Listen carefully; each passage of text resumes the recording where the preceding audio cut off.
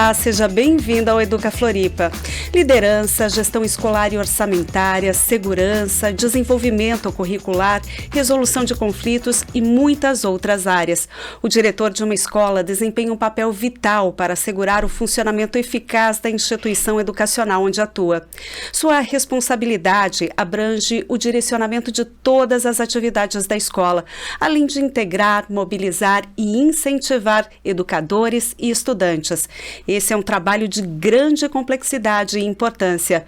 No Educa Floripa de hoje, vamos explorar o processo de seleção dos diretores da Rede Municipal de Ensino e vamos compreender como esses profissionais são preparados e como eles desempenham suas funções. E quem está aqui comigo para falar sobre esse assunto é Carla Cristine Hermans Lima, diretora de Educação Fundamental da Rede Municipal aqui de Florianópolis. Carla, seja muito bem-vinda ao Educa Floripa. Olá, muito obrigada pelo convite, é sempre um prazer estar aqui. Carla, você está agora na Secretaria Municipal de Educação, mas já foi durante muito tempo, diretora. Mas antes de saber um pouquinho sobre sua trajetória na direção de escolas, eu queria saber como é que funciona o processo de seleção dos diretores escolares e como que a Secretaria conduz esse processo de escolha. Durante muito tempo, nós tivemos eleição para diretores nas nossas unidades educativas. Depois, a partir de algumas decisões de legislação, de uma mudança na legislação, nós precisamos nos adequar. E aí, então, desde 2022, nós não mais elegemos o diretor de escolas, mas nós fazemos a escolha do plano de gestão. Então, o que é escolhido pela comunidade educativa é o plano de gestão, e aí esse será o diretor que hoje é nomeado como chefe de unidade educativa, que vai conduzir e coordenar esse plano de gestão na unidade educativa. Ele tem que apresentar uma proposta, então, é isso? Exato, ele precisa construir com a comunidade educativa uma proposta, um plano de gestão para os 3 anos, que é o período de gestão dele. Uhum. Esse plano de gestão, ele abraça todas as dimensões de uma unidade educativa, sejam elas pedagógicas, recursos físicos e humanos, recursos administrativos, transparência na administração, então, os recursos administrativos, a relação com a comunidade. Então, em todas as suas dimensões precisam estar contempladas nesse processo de gestão que é construído com a comunidade educativa e aprovado pela comunidade educativa. Então, existe um processo que ele é bem minucioso, que ele é muito detalhado, que é justamente para que a gente garanta uma participação dessa comunidade, um comprometimento de todos. Esse projeto não pode ser algo que nasce da cabeça do gestor e que é um plano que exista só ali para ele, com as prioridades. Ele não vai conseguir executar, viabilizar. Exato, e não são prioridades dele, são prioridades da comunidade educativa.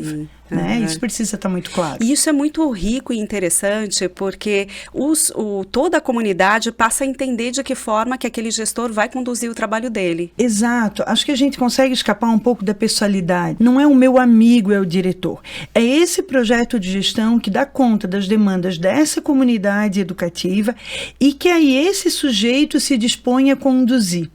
Entende? Então eu tenho ali um profissional comprometido a conduzir um projeto de gestão que foi construído a muitas mãos e que depois vai ser avaliado. Então agora, essa semana, nós finalizamos o processo de avaliação de gestão. A escolha do diretor, ela começa num processo coletivo de construção do projeto de gestão escolar, mas depois, ao final de cada ano, existe todo um processo de avaliação da gestão. É isso que eu ia perguntar. Existe mesmo um processo de avaliação de desempenho, digamos assim? Existe. Então, nós construímos lá o projeto de gestão. A eleição é um processo que nos envolve a todos os profissionais, porque nós precisamos de um quórum mínimo, nós precisamos, no caso das unidades de educação fundamental, os estudantes a partir do 5º ano votam também, então votam os servidores, as famílias e os estudantes. Esse plano homologado, esse diretor indicado depois, porque o processo, ele é um processo de escolha pela comunidade, mas o diretor, em última instância, ele é nomeado, ele é um cargo de comissão, ele é nomeado pelo executivo. Ao final do 1º ano, ao final do 2º ano, ele é avaliado pela comunidade escolar. Esse processo de avaliação, ele é conduzido pelo conselho de escola. Então, o diretor faz a sua autoavaliação, mas a comunidade realiza uma assembleia com professores, famílias e funcionários, famílias e estudantes, desculpa, eles avaliam o trabalho desse gestor e avaliam o plano de gestão, em que medida ele está acontecendo, em que medida nós estamos atingindo as metas a que nos propomos, em que medida essa gestão de fato está sendo democrática e participativa. E aí o Conselho de Escola preenche um formulário com muitos itens de todas aquelas dimensões que precisavam ser abarcadas lá na construção do projeto pedagógico, do projeto de gestão, e avalia se esse diretor está atendendo parcialmente ou não está atendendo às suas demandas. Como tu acabou de falar, não é uma questão individual, né? Como acontecia há um tempo atrás. Então, faz com que aquela comunidade escolar realmente se movimente e melhore, né? Exato. E ele gera um sentimento de corresponsabilidade. Porque não basta que a gente escolha e deixe ele ali para daqui 3 anos a gente avaliar se a gente quer que ele continue ou não. Mas de gente, ao final do primeiro ano, ao final do segundo ano, poder avaliar e recalcular a rota no meio do caminho. Claro. Entende?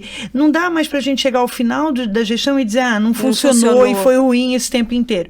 Eu tenho a possibilidade de, ao final do primeiro ano, pontuar onde ele avançou, onde não avançou e de que forma nós vamos juntos avançar. Todo nosso processo de avaliação, ele tem um caráter que é formativo. Ele não é punitivo. E se ele é formativo, a gente tem a possibilidade de ressignificar essas relações, de buscar novas metas ou de buscar novas estratégias para atingir aquelas metas que estão postas, para acertar o caminho durante a trajetória. Isso é bem interessante, porque a secretaria, então, ela dá suporte para esse gestor, para esse líder, né? Sim, o tempo inteiro. Nós temos um processo de formação, então, nós temos a formação de diretores, já lá no processo de escolha do projeto de gestão, para que ele possa inscrever o seu projeto de gestão, ele precisa ter participado de um curso de formação de gestores. Já tem um pré-requisito. Tem ali. Então, o profissional, para que ele possa, ele tem alguns critérios, ele precisa ser efetivo, ele não pode ter sofrido nenhuma punição em nenhum procedimento administrativo, e ele precisa ter feito esse curso de 20 horas de gestão escolar, junto com o projeto de gestão que ele precisa assinar, que ele precisa construir e aprovar junto com a comunidade educativa. Depois disso, a secretaria acompanha essa trajetória por meio das diretorias de ensino e da diretoria de gestão de pessoas, que é a chefia imediata do diretor escolar.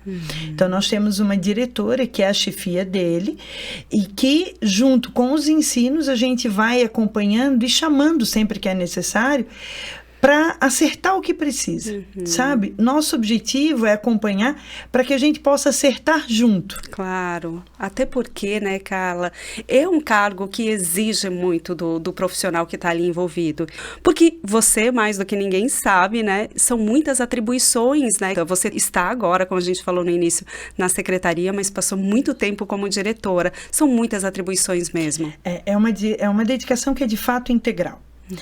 E dentro da escola, nenhum olhar se compara ao olhar do diretor. É muito interessante que nós tenhamos professores que são diretores, especialistas que sejam diretores, mas nenhum olhar é o olhar do ponto do diretor. E o diretor, ele é a Secretaria de Educação na escola. E ele é a escola na Secretaria de Educação. Ele faz essa ponte. E é muito importante que o diretor entenda que o seu papel, acima de tudo, é construir pontes e não muros. Sejam essas pontes entre os estudantes, entre os servidores e as famílias, entre a escola e a Secretaria de Educação e a comunidade escolar. Ele vai construir essas pontes e mediar essas relações. A gente enfrenta desafios todos os dias, dos mais variados, e depois da pandemia ainda mais, né? Nós temos desafios novos que se colocam. As redes sociais, as relações, as violências, a infrequência dos estudantes depois desse processo de pandemia. Então, são desafios novos que precisam de soluções novas, porque soluções não estão postas, e que precisa de um diretor que se dedique integralmente. Nós não conseguimos fazer uma gestão escolar apenas no horário de trabalho, porque as questões se colocam a todo momento. E diretor, então, é diretor o tempo todo? É diretor o tempo todo, o tempo inteiro. A gente pensa como diretor e a gente olha por um outro ponto de vista. E isso é o tempo todo. Ele deixa de ser um cargo e vira um jeito de ser, de se colocar na profissão. Porque a gente também se sente como alguém responsável pelo sucesso do coletivo. A gente, quando é diretor de escola, a gente entende que o sucesso, ele é fruto de um esforço coletivo. Mas os problemas que existem, eles são em grande medida responsabilidade nossa. Não culpa, mas responsabilidade. Que decisões eu vou tomar, né? Exato. Por que caminhos eu vou seguir. Exato. Não é fácil, né? E eu acho que tu trouxe um assunto bem importante, Carla, que são esses novos desafios. Quer dizer, gestão de crise, a gente vê, né? E ouve muito a questão relacionada às mídias sociais, que trazem para os estudantes também muitas inseguranças e muitas cobranças, né? Então, esse também é um desafio do diretor atual. E nesse momento que a gente vive hoje, com a questão das violências, da violência no espaço escolar, né? Uma violência que vem de fora, de agentes externos, mas ela ainda é, de uma certa forma, pontual e isolada. Se a gente for olhar para os eventos que nós temos aqui, principalmente na educação brasileira. O que nós temos é um rastilho de pólvora que fica nas redes sociais. Então, a gente está ali preocupado com o que acontece todos os dias dentro da escola, dentro das salas de aula, com cada estudante nosso, e de repente a gente se dá conta ou se depara com histórias nas redes sociais que tomam uma outra proporção, que levam o olhar por um ponto de vista que nem sempre é daquele que de fato aconteceu, que não dá para a gente ignorar, mas a gente precisa mediar. Então, aquilo que nós não tínhamos antes, quando eu comecei a ser diretora de escola, lá em 2008, nós não tínhamos os grupos de WhatsApp, nós não tínhamos as redes sociais como nós temos hoje, nós não temos essa rapidez na informação, e na informação tomando novas formas, novos enfoques, ganhando detalhes que não são verídicos, né? No princípio, nós tínhamos uma situação que de fato aconteceu, um desentendimento, um texto inadequado, uma situação pontual que nós resolveríamos de uma forma rápida. Mas quando a gente fica sabendo, isso já tomou uma outra proporção. A fake news está aí o tempo inteiro e a gente precisa lidar com ela dentro da escola. E nós temos uma população ainda que precisa aprender a lidar e a filtrar essas informações. Exatamente. Então a gente lida com as informações verídicas e nós lidamos também com as fake news o tempo inteiro no espaço da escola. O diretor precisa prestar atenção nos seus estudantes e no processo de aprendizagem. É para isso que serve a escola, né? A escola é um espaço de aprendizagem. Sim. Nós precisamos aprender a aprender. E nós precisamos ensinar o nosso estudante, mais do que antigamente, que nós dávamos a ele o acesso total ao conteúdo, ou o único acesso que ele tinha àquele conteúdo era por meio da escola. Hoje ele tem acesso a esses conteúdos nas telas todas. Nós precisamos ensiná-lo a refletir, a pensar sobre a informação, a buscar a informação correta, a aprender a aprender. Mas aí nós temos toda essa outra dimensão. Que não pode ser excluída, né? E que às vezes interfere diretamente no aprendizado desse estudante. E que às vezes toma muito tempo do diretor escolar. Mais até do que o tempo que ele consegue destinar para a aprendizagem dos estudantes. Porque não é raro que a gente passe tanto tempo apagando fogo e resolvendo a questão das relações e que não nos sobre tempo para a aprendizagem. Você considera, Carla, hoje essa questão aí envolvendo as redes sociais, essa mediação de conflitos, um dos maiores desafios dos gestores? Sem dúvida. sem dúvida. Primeiro porque é algo que a gente não foi preparado, né? Ela veio quase como uma onda muito grande que foi levando a gente do jeito que a gente conseguiu se salvar. Então, nós não tínhamos formação para isso, nós não estávamos preparados, e a gente foi lidando com os desafios à medida em que nós também íamos nos apropriando. Então, nós precisamos aprender a conviver nesse mundo, nesse ambiente, à medida em que nós precisamos trazer ela para dentro da escola. Durante muito tempo, nós negamos a existência. Nós proibíamos o celular dentro da escola. Hoje não é mais possível. Não é mais possível. A gente precisou entender que a tecnologia não é nossa inimiga, a tecnologia é nossa aliada. A gente precisa mudar a relação com ela, porque ela está ali. Então, de que forma a gente transforma a tecnologia numa aliada importante e a gente consegue separar com os estudantes os momentos em que a tecnologia é necessária, é importante, ela está ali, e em que momentos a gente consegue guardar um pouco e estabelecer uma relação que é uma relação pessoal e que ninguém substitui, que é o papel do professor. Esse é insubstituível. Que é o olho no olho, né? Exato. Carla, a gente vai fazer uma pausa bem pequenininha agora, daqui a pouco a gente volta a falar sobre todas essas atribuições de um diretor escolar. A contação de histórias é uma forma lúdica de transmitir conhecimentos e um poderoso estímulo à imaginação. O contador é aquela figura que atrai a atenção porque apresenta o mundo da literatura de uma forma bem diferente, usando recursos que convidam o ouvinte a se envolver com a narrativa. O Educa Floripa foi conhecer um pouco de um projeto que envolve contação de histórias e estímulo à leitura realizado na Escola Básica Municipal Virgílio dos Reis Várzea. O objetivo do projeto aqui na Escola Virgílio, né, é trazer os estudantes aqui para a biblioteca, né, divulgar os livros que a gente tem e também, a cada 15 dias, trazer os estudantes para ouvir histórias, né, e utilizar os outros espaços que tem na escola para contação de história. A biblioteca ganhou vida aqui na escola, os estudantes ficam esperando, ansiosos, né, a cada 15 dias, um convite, né, para ouvir as contações de história.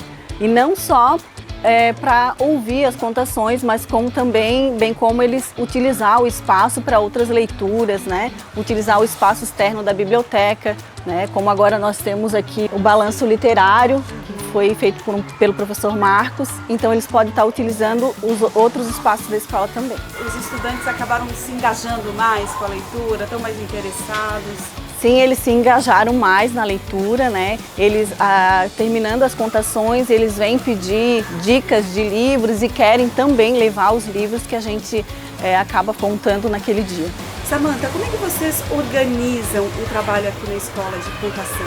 Então, a gente planeja e a gente organiza o espaço com a temática da história para começar a despertar o interesse neles, né? Para eles começarem a ver os elementos que vão aparecer na história.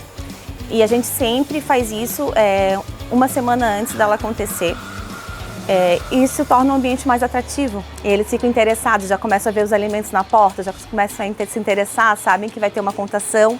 E eles ficam só aguardando o convite, né, para eles virem aqui. A gente atende da educação infantil até os anos iniciais. A gente pretende, né, ampliar para os anos finais também. Mas como ainda é um pouco recente, a gente está ainda, né, experimentando algumas coisas com eles. A ideia era que a biblioteca ficasse atrativa para eles, para que eles conseguissem visualizar aqui um espaço não só para ler uma história por obrigação, que eles viessem para conhecer tudo que a gente tem, né?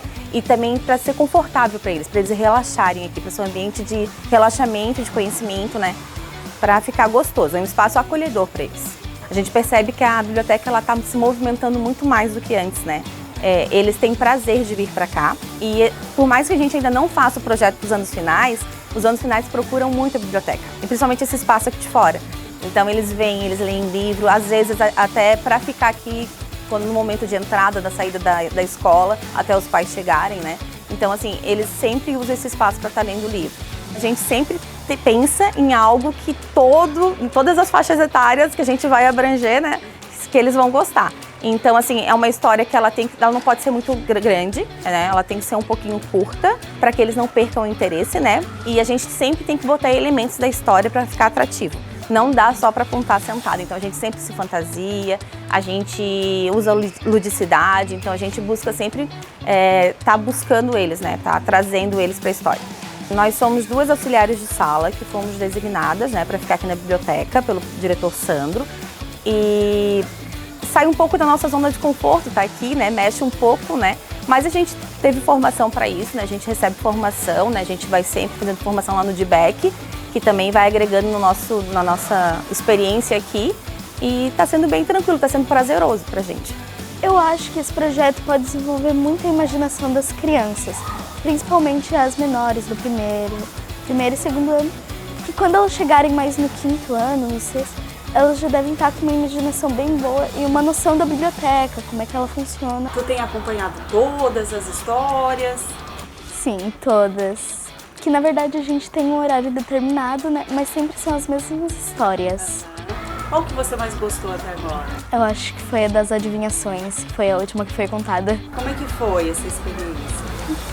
Foi boa, a gente se sente bem até depois.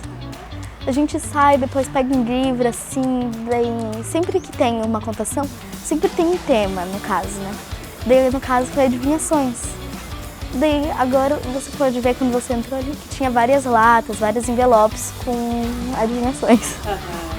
E aí já vai entrando no clima da história. Já, sim. Depois, quando dá aquele silêncio, assim, todo mundo começa a prestar atenção.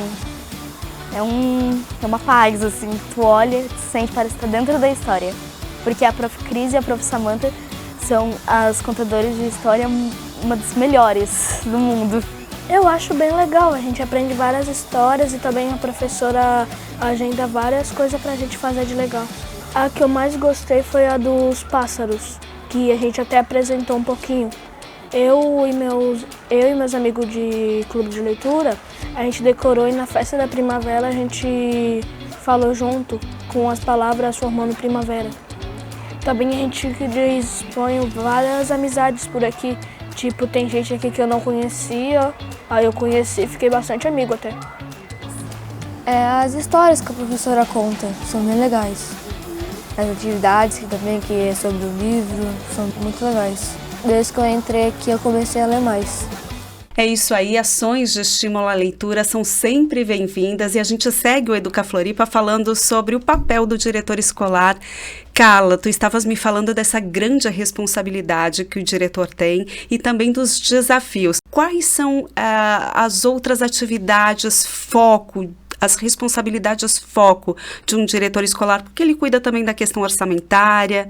Tudo que acontece na escola é atribuição do diretor. Em última instância, tudo passa pelo diretor e precisa passar. De todas as funções que nós temos, a pedagógica é mais importante. Todas as outras existem em função do pedagógico. Se o pedagógico não estiver funcionando, eu diria que todas as outras demais funções acabaram por falhar. Então, ele gere os recursos financeiros junto com a APP, e o objetivo desses recursos financeiros precisa ser qualificar o processo pedagógico. Ele gere esse grupo de servidores junto com o administrador escolar, no caso das unidades de educação fundamental, e esses servidores precisam estar alinhados para que o pedagógico aconteça de uma forma qualificada. Ele faz a gerência e a manutenção da unidade, né? Ele não vai fazer a manutenção, mas ele sinaliza para que a secretaria faça. Né? Ele coordena a manutenção da unidade, a manutenção, a coordenação das equipes terceirizadas, sejam elas de cozinha ou limpeza. Ele faz a gestão do processo financeiro de recursos, porque nós recebemos verbas do governo federal e da Secretaria Municipal de Educação, da Prefeitura, mas todas elas em função do pedagógico.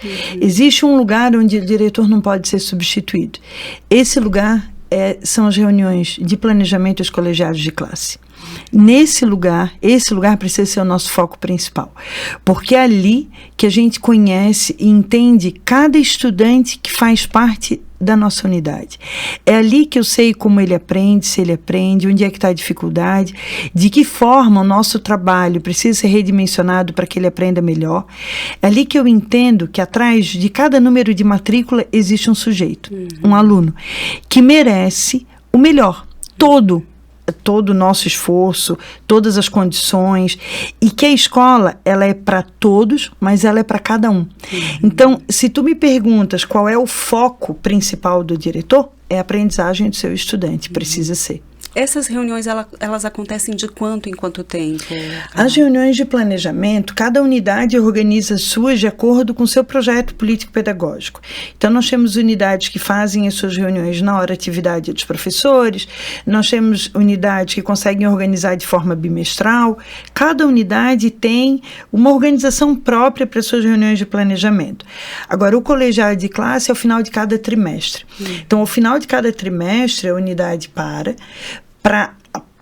modo de dizer, né? Mas ela senta para discutir a aprendizagem e o processo daquele período e de que forma a gente replaneja para o próximo. Então, o colegiado de classe, ele é ponto de chegada e ponto de partida. Ele nunca é ponto final. Eu diria que ele é uma vírgula, ele é uma parada entre o que já foi e o que virá. Imagino uma sala de aula, né, com 20, 30, sei lá, 40 estudantes, e uma escola com 200, 300, nós temos escolas enormes aqui em Florianópolis, né?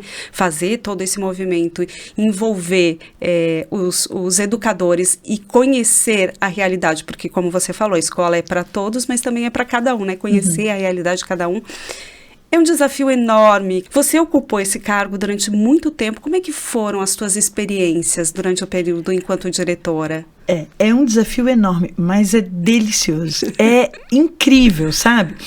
É a possibilidade de estar perto e de olhar para cada um deles. É incrível, é indescritível. De transformar a vida, né, desses estudantes. De fazer diferença na vida de cada um daqueles sujeitos, de cada um daqueles estudantes, mas mais do que isso, a gente sente que impacta a vida daquela família e daquela comunidade. É incrível. E aí, é lógico, nós temos unidades, a última unidade onde eu fui gestora eram 860, 870 estudantes. É uma comunidade grande, mas nós temos uma equipe. Então, o segredo está no gerenciamento dessa equipe, na divisão das tarefas, no trabalho coletivo e no clima que a gente estabelece ali. É lógico que a direção, ou que a unidade educativa, ela acaba assumindo muito da cara daquele diretor. Sim, e hoje, perfil, né, de cada um. Hoje, estando na secretaria, eu consigo perceber isso acompanhando as nossas 39 unidades de educação fundamental. Cada uma tem um jeitinho que é muito particular daquele gestor. Um jeito mais introvertido, mais extrovertido, mais coletivo, um pouco mais fechado. O diretor dá tônica para o trabalho daquela unidade. E é muito desafiador, mas é muito gostoso também. Porque ele é um resultado que ele vem na cartinha que o estudante manda para a professora, ele vem no muito obrigado que o pai traz para a secretária da escola. Cada retorno positivo, seja para o servidor que ajuda a gente na limpeza, na cozinha, na sala de aula, para o que atende no portão, ele é um retorno para o diretor. Ele é sinal de que a gente está fazendo bem, sabe? Então, ele é um trabalho que tem um retorno. E tem um retorno todos os dias. Eu sempre tive muita sorte. Fui diretora durante muitos anos, foram 14 anos de direção de escola, com grupos incríveis que abraçaram junto comigo os desafios que a gente encontrou. O trabalho de diretor, ele é um trabalho muito coletivo e muito solitário. Ele é muito coletivo quando a gente tem grupos muito bons ao nosso lado. E todos nós temos, a gente precisa ter a capacidade e a sensibilidade de potencializar o que cada um tem de melhor, porque todo mundo tem coisas muito legais para oferecer para o grupo. Potenciais positivos. Exato, a gente precisa descobrir isso e potencializar. Essa é uma tarefa do diretor. E é solitário à medida em que algumas decisões a gente precisa bancar. A gente não pode delegar para o outro. Existem palavras, existem intervenções, existem conversas que é o diretor que precisa fazer. Assumir essa responsabilidade. Assumir a responsabilidade. Esse momento é um momento solitário. Ele não é um momento difícil, mas ele é um momento sério. Que a gente precisa assumir com responsabilidade, inclusive para que os outros momentos fiquem mais leves. Para que os outros momentos sejam melhores. Porque aí a gente ajusta algumas arestas e as coisas caminham bem de novo. Que bom, Carla, adorei conversar com você sobre essa questão. Muito obrigada a você, a todos os outros diretores. Obrigada pela sua participação aqui no Educa Floripa, Carla. Imagina, a gente teve aí agora, no dia 12 de novembro, o dia do diretor escolar. Nós somos uma rede com diretores incríveis, muito dedicados. E para eles toda a nossa homenagem. Eles são muito, muito qualificados e se dedicam muito ao trabalho que fazem. Eles merecem, de fato, todas as nossas homenagens e respeito. Nosso respeito e realmente nossa gratidão. Nossa gratidão. Carla, muito obrigada pela atenção. Imagina. E o Educa Floripa de hoje fica por aqui. Muito obrigada pela sua companhia e até mais.